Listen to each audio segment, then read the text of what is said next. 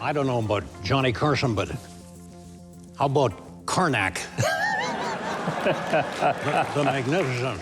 Rich, you do me better than I do, so you finish this press conference. I did Nixon so much back in the 70s, my own parents tried to have me impeached.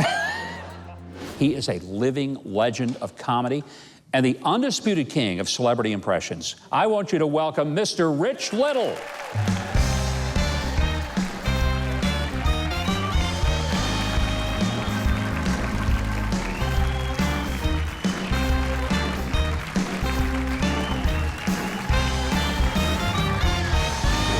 I'm still alive.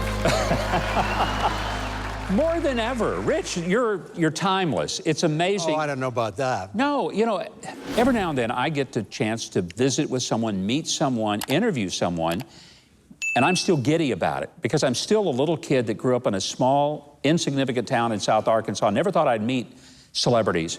And when I meet you, I get to not only meet Rich Little, I get to meet all the people that you have introduced me to over many years of the most incredible comedy career that anyone's ever had. It's just amazing to have you here. Well, thank you very much. I'm in awe of you, too. Well, thank you. I don't know why. You should have been president. Well, unfortunately, Rich, only maybe you and 4 or 5 other people thought that, and they were all in my family.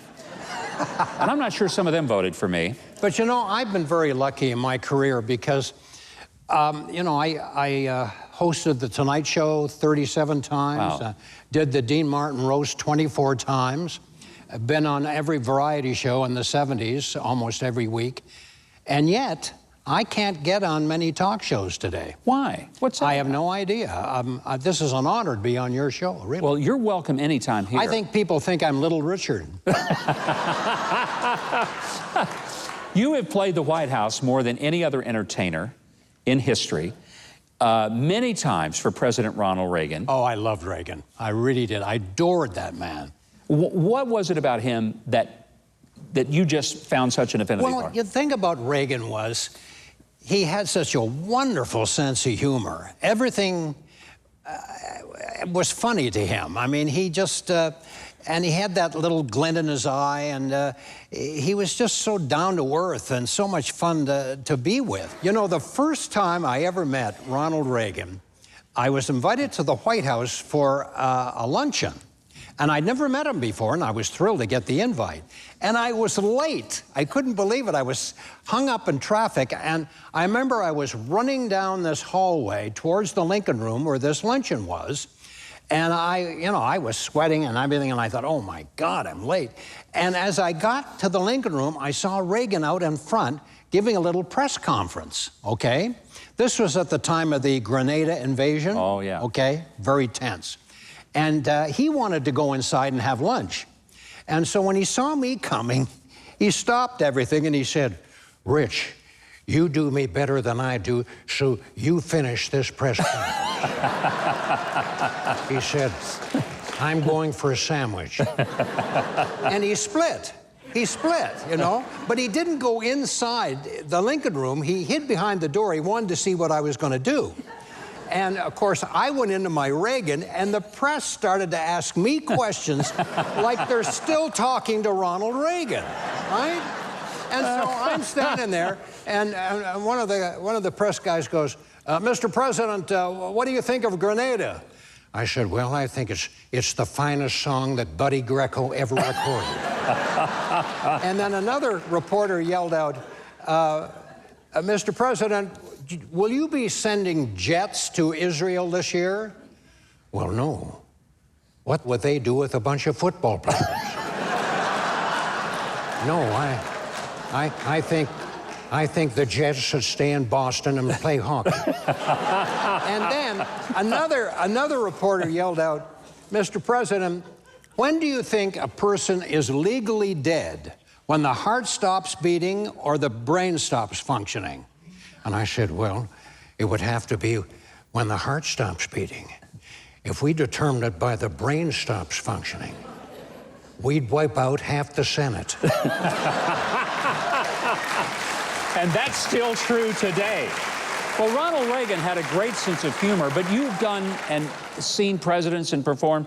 Richard Nixon was not exactly known to be a knee slapper kind of funny guy. No, he wasn't. He wore the same blue suit, I think, for over 30 years, and he never took the hanger out of it, you know? You know, I did Nixon so much back in the 70s, my own parents tried to have me impeached. But he was an interesting guy, Nixon, you know. Was he fun to mimic? Oh, yeah. I mean, because he was larger than life, you know. You know, Governor,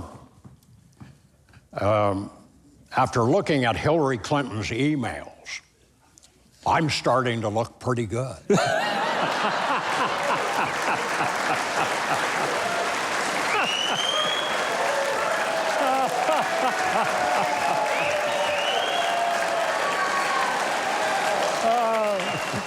Can you do Donald Trump, our current president? We are going to build a wall, a great wall, and Walmart is going to pay for the wall.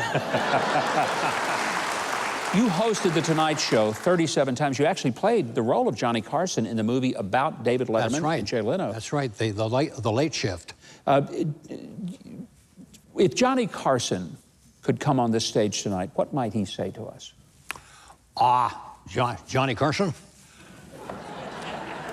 I don't know about Johnny Carson, but how about Carnac the Magnificent? He sees all, he knows all. This envelope was left in Funkin' Wagnall's porch until noon today. Nobody knows the question, just the answer. Meat and potatoes, Harvey Weinstein, and Mike Huckabee show. Can't wait for this one. Name a dinner, a sinner, and a winner.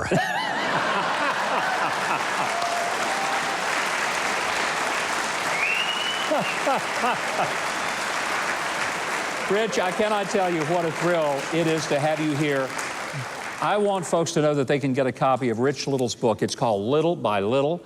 Go to his website, richlittle.com. You see how this audience, they absolutely adore this man. Everybody in America loves him. This guy right here is the Elvis of comedy. Oh, without the sequin jumpsuits, of course. Hey, Mike Huckabee here. Listen, if you love your mom, apple pie, and being conservative, you know you ought to subscribe to the channel, hit the notification bell, and click the like button, and show all the leftists out there that conservatives are thriving and patriotism is far from dead. Am I pandering too much? No way. I'm just getting started.